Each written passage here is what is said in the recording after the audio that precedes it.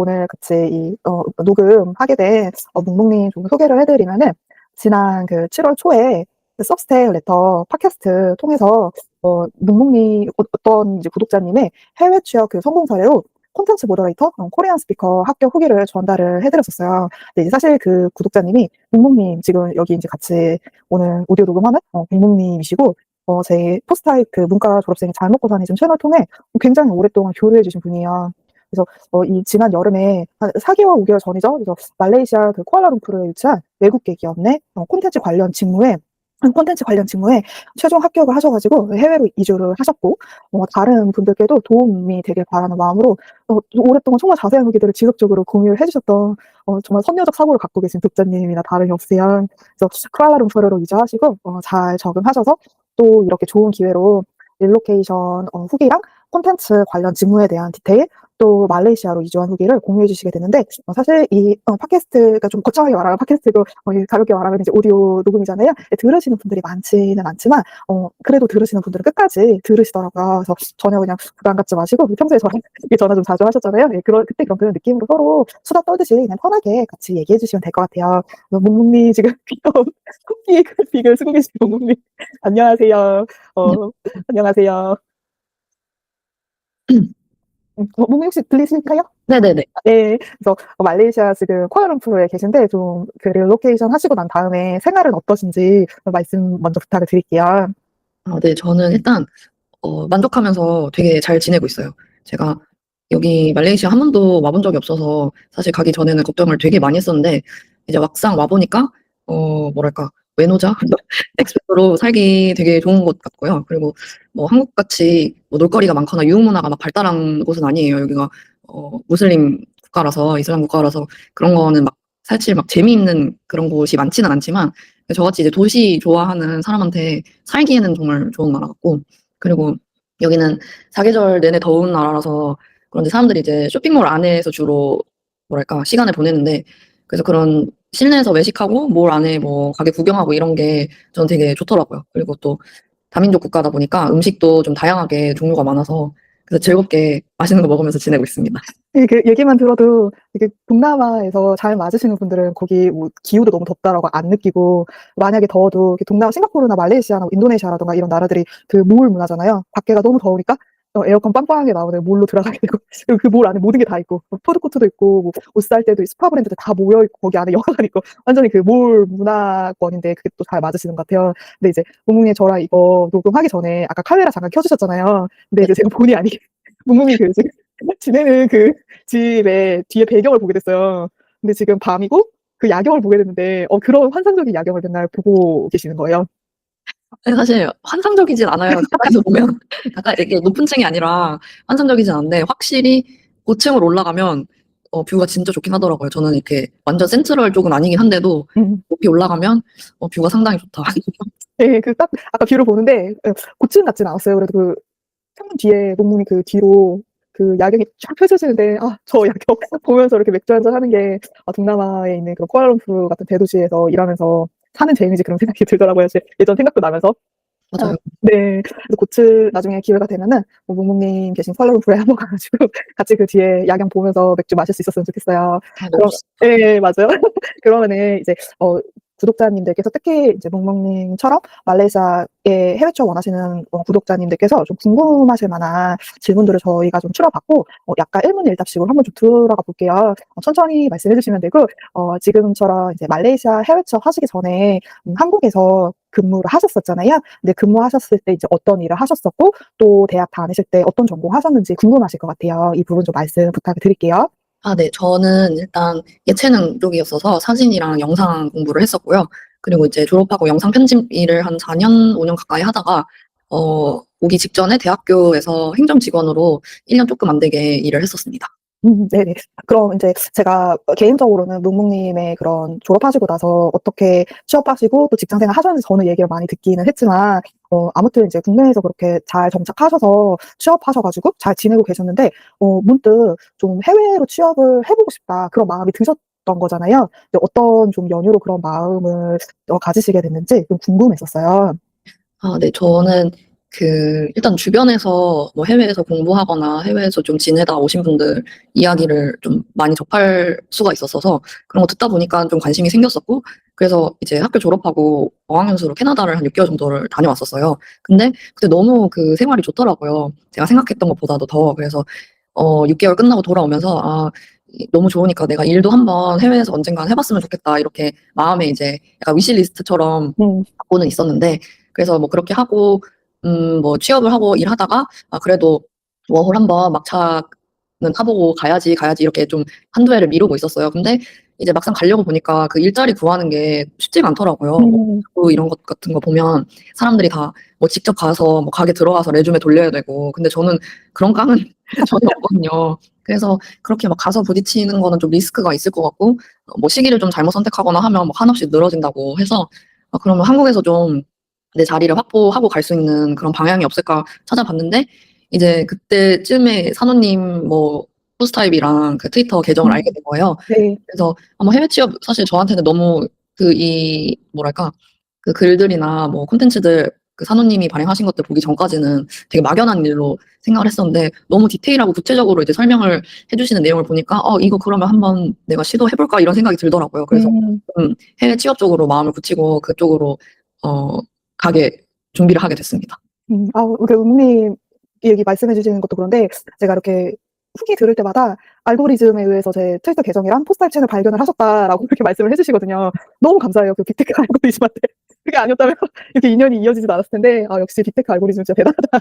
그런 생각이 들었고, 특히 이렇게 다 들어진 거는 아닌데, 이제 몽님 방금 답변 들으면서 느꼈던 점이, 워킹홀리데이를 좀 다녀오시거나 어학연수 경험이 있으셨던 분들이 그 국내와는 좀 다른 정서에 조금 더 자유로운 그런 해외 분위기에 좀 매료가 되시는 것 같아요. 물론 다 그런 건 아니지만, 그래서 그런 이제 해외에서 잠깐 있어보는 그 기간 때문에 그 모먼트가 어떤 일종의 동기부여가 돼가지고 내가 국내 밖에서도 좀 잡을 잡아보고 싶다, 이렇게 좀 디벨롭이 되시는 경우가 많으시더라고요. 그래서 제가 생각했을 때는 이제 묵묵이도 그런 발로가 좀 있으셨던 것 같아요. 그러면 또 다음 질문으로 넘어가서 제가 애초에 묵묵님 최종 합격하셨을 때는 쿠알라룸푸르에 최종 합격하셨을 때는 콘텐츠 모더레이터 직무로 이제 소개를 해드렸어요. 저랑 이제 같이 좀 준비해 보실 때도 저도 그 직무로 이해하고 이제 같이 일종의 얼리 같은 거 전략을 짰었는데, 지금 좀 그 부분에 대해서 약간 이제 수정이 필요하시잖아요. 소개하실 때. 그래서 콘텐츠 관련 직무로 취업을 하셨는데, 직무에 대해서 좀 수정된 부분이라던가 어떤 디테일한 부분을 좀 소개를 해주실 수 있으실까요? 네, 일단 저 면접 볼 때랑 그 지원할 때는 모더레이터로 그 지원을 하고 면접을 계속 봤었고요. 그리고 면접 내용도 뭐 산호님 포스트 보면 아시겠지만 콘텐츠 모더레이팅에 관련돼서 이해를 잘 하고 있는지 그런 쪽으로 질문을 많이 주셨어요. 그래서 저는 당연히 모더레이터겠거니 했는데, 실제로 이제 가보니까 그 완전히 제가 알던 모더레이터 업무랑은 조금 다르더라고요. 그래서 이제 저는 이제 콘텐츠 레이블링을 하고 있고, 회사에서도 제 포지션은 포지션은 아예 레이블러로 음, 두고 이제 일을 하고 있습니다. 그래서 음, 간단하게 말씀을 드리면, 이제 영상을 다루는 거는 비슷한데 네, 그 내용을 AI한테 학습시키는 작업이라고 보시면 돼요. 그래서 이제 기본적으로 뭐 어떻게 학습시켜야 하는지에 대한 정책이랑 그 학습해야 하는 내용들이 영어로 되어 있어서 일단 기본 리딩 하실 줄 알아야 되고, 음, 영작도 좀 어느 정도는 필요하거든요. 그래서 문항을 뭐랄까, 알맞는 걸 선택하는 게 기본인데, 네, 그렇지 않는다면 제가 다시 이제 영작을 해야 하는 그런 업무가 기본이고요. 음. 저는 이런 쪽에 너무 약해서 맨날 그 번역기에 많이 의존을 해서 일을 하고 있습니다. 예, 알고 그 영어 관련된 직무에 있어서 번역기 사용하지 않으시는 분은 없을 거예요. 지금 이제 묵묵님께서 잘 짚어주셨는데, 조금 이제 정리를 랩업을 해보면, 저도 그렇게 알고 있었어요. 면접 인터뷰 과정에서는 이제 콘텐츠 모더레이터라고 하는 직무 타이틀로 안내를 받고 그거에 맞게 인터뷰를 이제 거치신 거죠. 그런데 이제 현지에 도착해서 입사하시고 난 다음에는 이제 모더레이터 같은 경우에 물론 이 오디오 들으시는 분들이 그 직무에 관심이 있어서 들으시는 거겠지만, 혹시라도 모르시는 분들을 위해 좀 간략하게 말씀을 드리면, 모더레이터는 이제 영상의 어떤 퀄리티 같은 부분, 유해한 요소는 없는지, 뭐 아동들이 보아도 괜찮은지 이런 이제 어떤 기준을 가지고 검열하는 직무라고 볼 수가 있는데, 지금 몽몽님께서 정리해주신 현재 커런트 잡으로 이제 홀딩하고 계신 직무 같은 경우에는 레이블러 맞죠? 영상 자체를 이제 라벨링하는 부분에 더 가깝다. 그리고 기업 내에서도 회사 내에서도 레이블러라는 타이틀로 콘텐츠 레이블러라는 직무명으로 근무하고 계시다라고 좀 정정을 해주셨어요. 그러면 좀 여기서 더 디테일한 꼬리 이제 질문을 좀 드려보면은, 이 콘텐츠 레이블러라고 하는 직무의 좀 장점이라고 하면은 어떤 게 있을지, 그리고 어떤 한국 분들이 이 직무에 좀 잘 맞을 거라고 현업에 계시면서 좀 생각하신 부분이 있으실까요? 먼저 이제 BPO에서 영상 보는 업무라고 하면 이제 말씀해 주신 것처럼 그 기준을 가지고 검열하는 거다 보니까 유해한 영상들을 보는 경우가 있는데, 레이블링 업무 같은 경우에는 그런 게 한 번도 나온 적이 없어요. 그래서 앞으로도 그런 뭐 너무 이렇게 폭력적이거나 징그럽거나 아니면 너무 선정적이거나 한 그런 종류의 영상은 아마 볼 일이 없을 거라고 저는 생각을 하고요. 그리고 또 일을 하면서 이제 AI랑 데이터 관련해서 좀 자연스럽게 이해도가 좀 높아지는 느낌? 그래서 뭔가 요즘 시대에 필요한 디지털 뭔가 역량을 가진 그런 음, 사람이 되는 것 같은 네, 충분히 그러실 것 같아요. 그런 이제 느낌이 들고요. 그리고 또 이제 일하다 보니까 커리어 측면에서도 생각을 해보면 이게 어쨌든 그 어떤 데이터의 품질이나 이 프로젝트를 관리하는 쪽에 관여가 되는 업무 중에 하나다 보니 이제 레이블러로 시작을 해서 뭐 QA라든지 PM 같은 그 위에 관리할 수 있는 그런 관리직으로도 좀 확장할 수 있는 기회가 밀접하게 있는 것 같아서 그런 커리어 뭐랄까 커리어 쌓는 측면에서도 되게 저는 괜찮은 그 포지션인 것 같아요.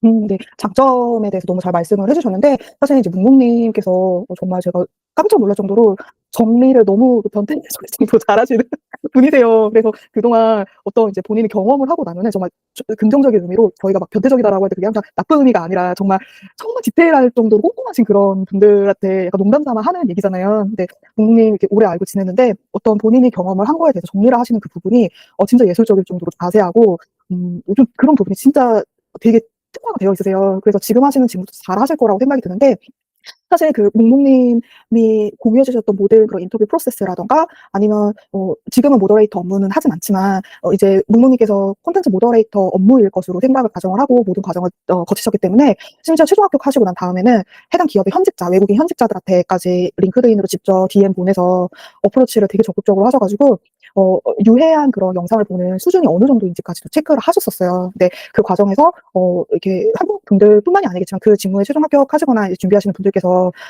염려가 있으셨던 부분들이 현직자들이랑 대화를 해보니까 많이 해소가 되었고, 기업 차원에서 어떻게 신경을 써주고 그 정도의 레벨의 어떤 유해한 영상을 보지는 않는다 이런 식으로 정말 현직자가 아니면은 들려줄 수 없는 진짜 리얼한 그 현업에 대한 콘텐츠 모더레이터라고 하는 그 현업에 대한 정보들을 DM으로 다 알아내셨어요. 그렇게 알아내신 다음에 현직자 몇 분과 대화를 해보고 최종 합격하신 오퍼레이터로 수락을 하시고 이제 릴로케이션까지 하신 거잖아요. 그런 모든 전 과정을 또 다 공유를 해주셨기 때문에 제 포스터 채널에 그런 후기들은 다 올려놨고 이 영상 하단에 그 디스크립션 박스에다가 정리를 해놓을게요. 그래서 더 관심 있는 분들은 그 링크를 팔고 들어오시면 될 것 같아요. 그러면은 이제 꼬리 질문 하나를 좀 더 드리면은 지금 콘텐츠 레이블러로 근무하고 계신데 하루 업무 루틴이 어떻게 되는지 한번 간략하게 말씀해 주시면 좋을 것 같습니다.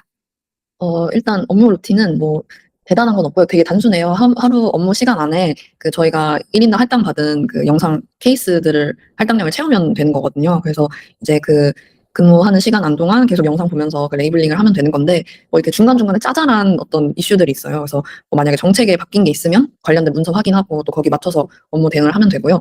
그리고 이제 저희가 그냥 케이스만 채우는 게 아니라 그 케이스를 고객사 QA가 저희 답변을 다 확인을 하거든요. 그래서 만약 오, 네, 정책에 어긋나는 어떤 레이블링을 했다 싶으면 이제 감점이 들어와요.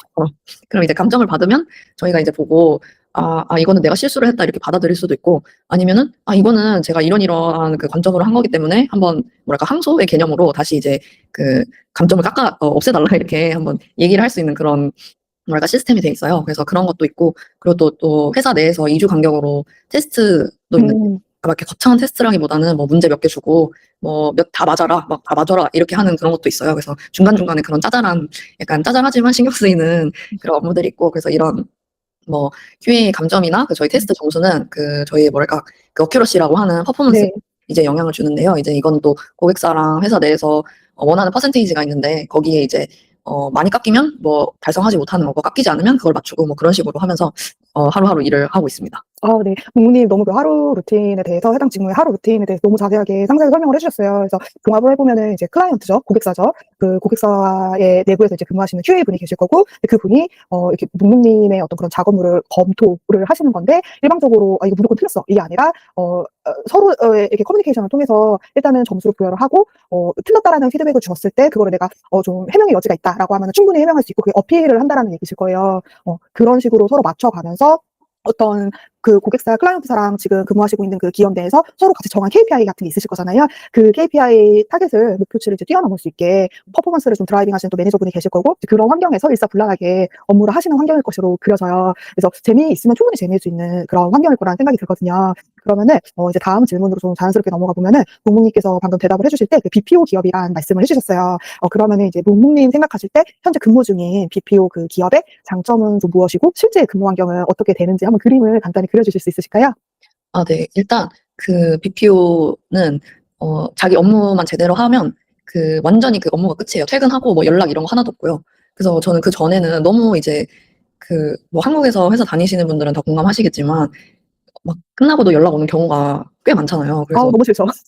그러니까 그래서 그런 거에 대한 스트레스가 일단 일절 없고 그리고 뭐 제가 뭐 팀 뭐 매니저급은 관리자급은 아직 아니다 보니까 그 뭐 상사의 뭐 어떤 비위를 맞춘다든지 그 아니면 제 업무 외에 그 에너지 쓸 일이 한국 회사보다 일단 훨씬 적고 그리고 또 뭐 매니저나 그 위에 사람들이랑도 수평적인 분위기가 너무 강해요. 그래서 그냥 뭐 이렇게 상사라고 해서 막 과하게 조아린다든지 막 가짜 웃음을 비율을 맞춘다든지 그런 게 너무 없으니까 그 제가 업무에 더 집중할 수 있고 에너지를 좀 더 잘 효율적으로 안배를 할 수가 있고요.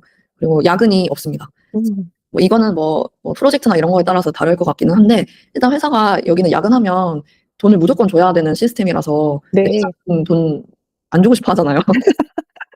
네, 그래서 제가 주변에서 봤을 때는 야근을 막 하시는 분은 딱히 없었어요. 음, 그리고 또 네. 네, 마지막으로 또 그 하나 더 말씀드리자면 그 웰니스라는 시간이 따로 있거든요. 그래서 네. 아무래도 특히 모더레이션 하시는 분들은 이것도 좀 도움이 없는 것보다는 될 것 같은데, 이제 팀원들이랑 그 웰니스 타임에는 웰니스 코치가 심리 관련 뭐 어떤 강의나 이야기 같은 거 간략하게 해주시고, 그 관련돼서 뭐 액티비티나 뭐 게임 같은 거 하는 그런 시간도 있어요. 그래서 좀 그래도 직원을 나름 좀 생각을 해준다, 그런 느낌이 좀 들더라고요. 그럼요. 그 웰니스 프로그램이 별거 아닌 것 같지만 굉장히 좋은 복지 혜택 중에 하나라고 저는 생각이 들거든요. 당연히 그 직원으로서 그런 이제 프로그램에 속하게 되고 그런 복지 혜택을 받으면은 애사심이라고까지 하긴 좀 그렇지만 아무튼 회사한테 고마운 감정이 들게 되는 것도 좀 당연한 부분인 것 같아요. 그래서 이제 님 지금 BPO 기업에서 근무하는 장점 얘기를 좀 들어봤는데 다 이해가 되는 부분이고 그렇다면은 굳이 말한다면은 좀 BPO 기업에서 이제 근무하는 환경에 어떤 단점이 굳이 있다면 무엇인지 그 부분도 간략하게 말씀해 주시면 도움이 될 것 같아요.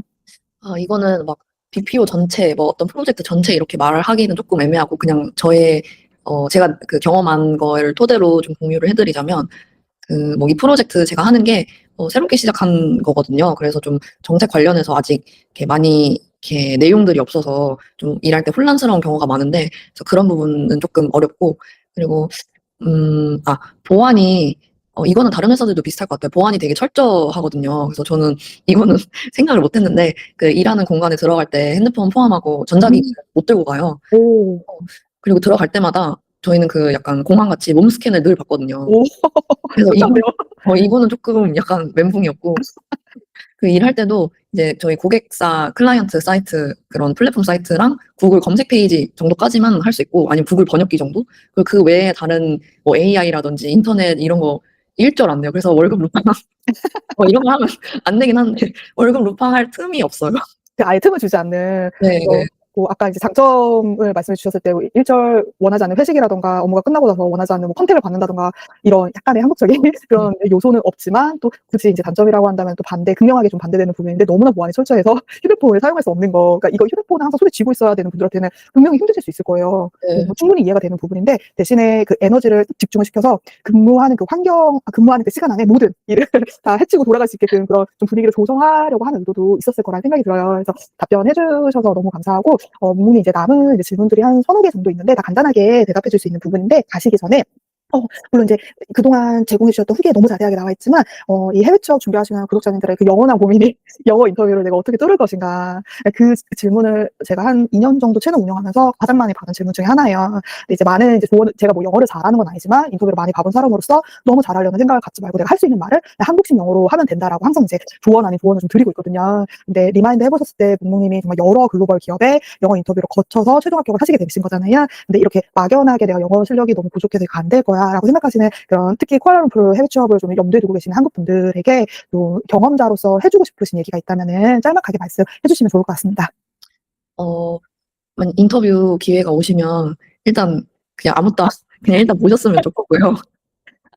사실 이제 저도 그랬지만 막 완전 완벽하게 한국어로 저희가 면접 보듯이 해야 된다는 생각에 사로잡혀서 저는 계속 도망을 가려고 했었거든요. 인터뷰 안 보려고. 되게 근데 뭐 산호님이 조언도 많이 해주시고 그 컨텐츠에도 진짜 뭐 입이 닳도록 이미 얘기해 주셨지만 정말 그냥 쉽게 얘기를 하면 되고, 그리고 솔직히 말하면 한국 사람들이 영어 그렇게 잘 하지 못한다고 이미 인지를 하고 계신 것 같아요. 어느 정도의 그 한국인과 일본인 영어 수준을 알고 계시죠, 리크루터 분들께서.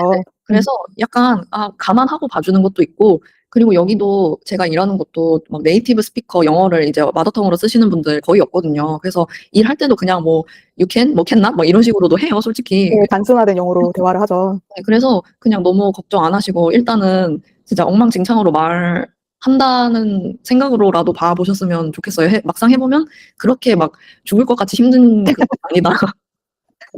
네. 네. 너무 또 좋은 현실적인 답변을 해주셨는데, 사실 이 질문을 드렸을 때, 제가, 지면으로 이렇게 후기 전달받은 것도 그렇고, 이렇게 음성으로 녹음하는 후기들도 그렇지만은, 다 똑같이 대답하세요. 네. 그래서 묵묵님 말씀하신 거랑 정말 모든 그 흐름이 똑같고, 이렇게 완벽하게 대답해야 된다는 그 강박 때문에 도망가시는 거거든요. 그래서 이 자세한 답변 부분은 제가 또 URL을 달아드릴 테니까 거기에서 확인해 보셔도 좋을 것 같아요.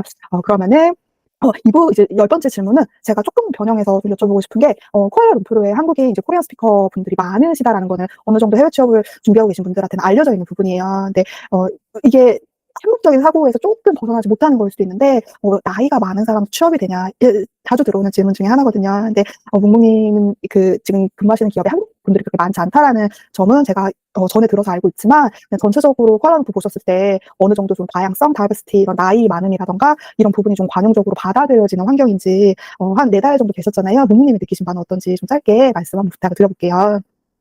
일하면서 뭐 나이에 관련된 내용이나 이런 거는 일단 일절 없고요.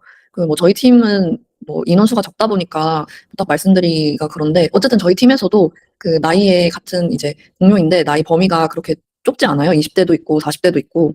그리고 다른 팀도 보면 제가 정확하게 나이는 모르지만 딱 봐도 중년층이신 분들, 한 50대 지긋하신 분들도 일 다 하고 계시거든요. 그래서 그거는 뭐 크게 어떤 문제가 되는 것 같진 않아요. 뭐 나이가 있어서 뭐 나이가 어때서 퍼포먼스가 어떨 것이다 이런 거는 전혀 이야기 나온 적이 없고, 그래서 그거는 딱히 고려할 만한 부분은 아니니까 걱정 안 하셔도 될 것 같아요. 네. 묵묵님 방금 말씀해주신 답변처럼 저도 좀 해외에서 근무했을 때 동일하게 느꼈던 인상이에요. 뭐 인터뷰, 물론 기업에서 조금 더 젊은 그런 피라고 해야 될까요? 그 젊은 피를 선호를 하는 건 어떤 기업이나 마찬가지겠지만, 그렇다고 해서 약간 한국 정서처럼 나이가 40대가 넘으면 신입으로 취업하기 어렵고 이러한 암묵적인 룰이 있다라고는 저도 좀 싱가포르에서 근무할 때 그런 느낌을 받아본 적은 없었거든요. 근데 묵묵님도 아직 계신 지 얼마 되진 않았지만 동일한 또 인상을 느끼신 것 같아요. 그러면 이제 다음 질문으로 넘어가면은 앞으로 이제 묵묵님께서 개인적으로 갖고 있는 어떤 해외 취업 그런 커리어 패스에 대한 포부가 있으신지, 혹은 말레이시아 외에 뭐 또 근무해보고 싶은 도시나 추후에 한번 이전해보고 싶으신 나라가 있으신지 그런 부분을 좀 물어보고 싶습니다. 저는 영어랑 한국어 쓸 수 있으면 어디든 가리지 않고 한번 가보고 싶다는 생각이 들고요. 그리고 뭐 산호님이 싱가포르에서 오래 있으셨다 보니까 저도 싱가포르도 되게 사실 궁금하기도 하고, 그리고 사실 제 예상보다 너무 빨리 이게 오게 돼서 약간 아직도 가끔 내가 왜 여기 있지 이런 생각, 나 여기서 왜 어떻게 일하고 있지 이런 생각이 기시감 들죠. 종종 들어요. 음. 그래서 뭔가 좀 더 여기 뭐 해외 생활이랑 회사 생활 적응해서 좀 좋은 성과도 내고 싶고, 그리고 저는 핸드폰 중독이라 좀 기회가 되면 핸드폰 쓸 수 있는 그런 직무가 또 있더라고요. 약간 뭐 웰니스 코치 분들이나 아니면 뭐 HR 분들은 핸드폰 늘 갖고 계시는데 그게 너무 부러운 거예요. 저는 막 쉬는 시간 막 10분, 15분 안에 막 쫓겨서 해야 되고 그 안에 화장실도 가고 막 그래야 되는데, 그분들은 막 노트북 옆에다 막 두고 막 핸드폰 들고 다니고 그게 너무 부러워서 기회가 된다면 그런 직무로도 한번 가보고 싶다라는 작은 소망을 갖고 있습니다. 네. 사람마다 다 다른 거니까 그 동기는 다 다른 거잖아요. 그래서 충분히 이해가 가는 부분이고, 저도 이제 동남아가 좀 그런 것 같아요. 날씨가 똑같잖아요. 그래서 저도 제가 이제 더운 나라 그 싱가포르에 있을 때는 시간 가는 거를 좀 감지를 잘 못했어요. 그래서 4년 정도 이렇게 오래 있진 않았죠. 4년이면은. 근데 지금 돌이켜보면은 저 말씀하셨던 것처럼 저도 기시감 같은 게 되게 많이 들어서 내가 지금 여기 뭐 하고 있는 거지? 네, 그런 생각을 좀 많이 했었던 것 같고, 그리고 날씨가 동일하다 보니까 좀 나이 먹는 것도 잘 모르게 되고, 그러다가 이제 한국에 인천공항 들어오면은 그때 거울 보면서 내가 나이 먹고 네, 그거 이제 깜짝깜짝 놀라고, 동남아의 어떤 매력이자 좀 마법인 것 같아요. 그래서 말씀하신 것처럼 이제 묵묵님의 어떤 그런 바이링걸로서 계속 커리어 패스를 이어나가고 싶고 또 이제 다른 직무로도 한번 도전해보고 싶다. 그 마음이 너무 잘 느껴졌고 충분히 하실 수 있을 것 같고 이제 나머지 질문 두 개를 동시에 같이 들어보면은 지금 이제 동국민 개인 컨택 포인트는 아마 이제 트위터 계정을 새로 만드실 것 같아요. 그리고 이제 확정된 건 아니지만 추후에 이제 유튜브 말레이시아 생활 같은 거 보여주시는 유튜브 채널도 개설하실 수 있는데 그때 그거 좀 연결을 해보면 좋을 것 같고 그럼 이제 마지막 이제 질문을 드려보면은 묵묵님처럼 좀 어린 나이에 지금 뭐 20대 후반에서 30대 초반밖에 안 되셨잖아요. 이제 그 정도 연령대 분들한테 좀 말레이시아 취업을 준비하시는 분들께 마지막으로 전하고 싶은 메시지 있으시면 어떻게 되시는지 그 부분 좀 물어보고 싶습니다. 일단 저처럼 뭐 캐나다나 이런 데는 아직 좀 여유가 있는 것 같은데 호주 쪽에 워홀 약간 고민하고 계신 분들 중에 저같이 이제 내향적이고 체력도 딸리고 그래서 바리스타나 뭐 광산 뭐 이런 쪽으로 아무리 돈 많이 줘도 내가 깜냥이 안 될 것 같다. 근데 해외 한번 가보고 싶다 이런 생각이 드시는 분들한테 일단 말레이시아 취업 한번 권유 드려보고 싶고요. 그리고 이제 말레이시아나 뭐 다른 해외 BPO 이제 취업 결심하시고 준비하시면 아마 저처럼 구글링 뭐 이런 거 엄청 많이 막 쥐잡듯이 하실 거예요. 뭐 네이버, 뭐 글라스도어, 그리고 한인 커뮤니티, 뭐 한인 카페 이런 데 많이 보실 테고, 저도 오기 전에 진짜 많이 봤었거든요. 근데 일단 뭐 회사마다 조금 다르겠지만 정보도 뭐 한국 대기업이나 이런 기업들에 비하면 거의 없는 편이고, 그리고 또 있어도 약간 사건 사고들 이제 안 좋은 얘기일 경우에 이제 인터넷에 있는 경우가 많더라고요. 그래서 특히 저는 한인 그런 커뮤니티에서 BPO 뭐 이렇게 검색해 보면 진짜 안 좋은 일들 뭐 돈 안 준다 뭐 그런 것부터 시작해서 뭐 댓글 분위기도 뭐 BPO 어떤가요 하면 약간 비하하는 식으로 그 댓글 다시는 분들도 진짜 많이 봤거든요. 그래서 이거 가야 되나 말아야 되나 했는데 그래도 붙었으니까 좀 저는 한번 기회 놓치고 싶지 않더라고요. 그래서 오게 됐는데 뭐 사람마다 다르겠지만 저는 일단 그 걱정한 거에 비해서 너무 만족하면서 잘 지내고 있어요. 그래서 만약에 이런 기회가 있고 약간 이쪽으로 생각이 있으시면 좀 그런 거에 흔들리지 마시고 한번 시도를 해보셨으면 좋겠습니다. 네. 그 방문이 답변 들으면서 제가 속으로 되게 많이 기분 좋게 웃었는데, 아까 이제 호주 광산 얘기를 하셨잖아요. 근데 저 그렇게 체력이 좋은 편이 아니기 때문에 그 마음 너무 이해가 가요. 사실 이렇게 말레이시아랑 호주가 조금 더 가깝죠. 그 호주랑 한국보다 그쵸. 호주랑 싱가포르가 굉장히 가깝잖아요. 그래서 광산 잡에서 이제 돈을 많이 버신다라는 건 잘 알려진 사실인데, 체력이 좋지 못하면 정말 그 기구만 들어도 이렇게 무너질 수 있는 분들이 있으실 것 같아요. 그래서 그거보다는 혹 그렇게 자기가 체력이 좀 약하다라는 느낌이 들면은 이렇게 말레이시아 취업도 한번 염두에 둬볼 수 있는 부분이고, 예, 충분히 되게 현실적인 답변을 주신 것 같아요. 제 생각에는 부모님이. 그리고 제가 마지막으로 좀 강조하고 싶었던 부분은 부모님 그 취업하는 전 과정을 제가 봤잖아요. 근데 제가 정말 대단하다고 느낀 부분은 자기 중심이 되게 잘 잡혀 있으신 분이기 때문에 그 팔랑귀라고 그게 아니에요. 예, 되게 자존감이 높으시고 그 자기 주관이 뚜렷하신 분이기 때문에 아까도 말씀하셨지만은 제가 정말 놀란 부분은 최종 합격하신 다음에 뭐 글라스도어 우리나라의 블라인드 같은 개념이잖아요. 근데 이제 글라스도어 들어가면은 보통 어떤 회사든 다 욕밖에 없어요. 그러니까 제가 그런 농담을 한 적도 있었잖아요. 내가 만든 회사도 내가 글라스도어에다 쓸 때는 욕할 거다라는 식으로. 그래서 물론 이제 그런 글들을 남긴 게 뭐 거짓말이다 이런 말을 하는 게 아니라 좀 사람 심리상 그런 후기를 남길 때 좋은 얘기보다는 아무래도 좀 나쁜 얘기를 남기게 되는 것 같아요. 그리고 항상 나쁜 그런 좀 네거티브한 그런 감정을 담은 글들이 바이럴이 되게 잘 되잖아요.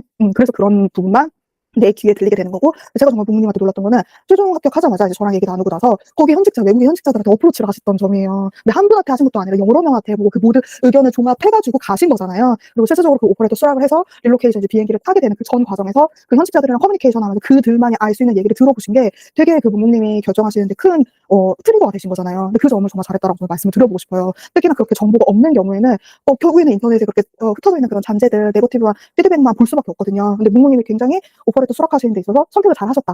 그래서 결과적으로 갔었을 때 되게 만족하면서 생활 면에서 만족하면서 또 지내고 계시고 제가 들었을 때는 업무적으로 받는 스트레스가 그렇게 크지 않으신 것 같아요. 그리고 또 갔더니 물론 뭐 모더레이터 업무로 알고 갔지만 조금 더 이제 본인한테 잘 맞는 레이블 업무로 편입이 되셨고 이런 것도 가봐야지 알 수 있는 결과잖아요. 가봐야지 알 수 있는 해프닝이잖아요. 그래서 특히 뭐 싱가포르도 그렇지만 쿠알라룸푸르 쪽으로 취업 이제 BPO 쪽으로 취업 준비하시는 분들께서는 너무 인터넷에 글라스도어 같은 이제 인터넷에 있는 그런 네거티브한 피드백도 물론 봐야 되지만 거기에만 너무 의존하기보다는 부모님처럼 그 링크드인에서 그 기업의 현직자들한테 한국인뿐만이 아니라 특히 외국 그거를 부모님께서도 하시는 과정에서 느끼셨잖아요. 외국 분들이 좀 더 제너럴스하게 서로 커뮤니케이션하고 오픈되어 있다는 거 부모님도 느끼셨단 말이에요. 굉장히 자세하게 알려주고 그래서 다 영어할 줄 알잖아요. DM 보내서 충분히 물어볼 수 있는 부분이에요. 그래서 그런 외국인 현직자분들이랑 커뮤니케이션했던 그 모든 내용까지도 부모님께서 당시에 캡처를 하셔가지고 저에게 보내주셔서 독자분들한테 공유를 하셨어요. 그래서 그 부분에 대해서도 제가 URL을 좀 남겨놓을 테니까 관심 있으신 분들은 봐주시면 될 것 같습니다. 오늘 저희가 한 30분 정도, 20분 정도 예상했는데 역시 40분 정도로 길어진 것 같고 근데 너무나 유익한 그런 대화였어요. 그래서 관심 있으신 분들한테 현실적이고 유익한 정보를 알 것 같고 이제 녹음을 마무리하는 것으로 하겠습니다. 오늘 너무 고생 많으셨습니다. 고생하셨습니다. 감사합니다. 네, 감사합니다.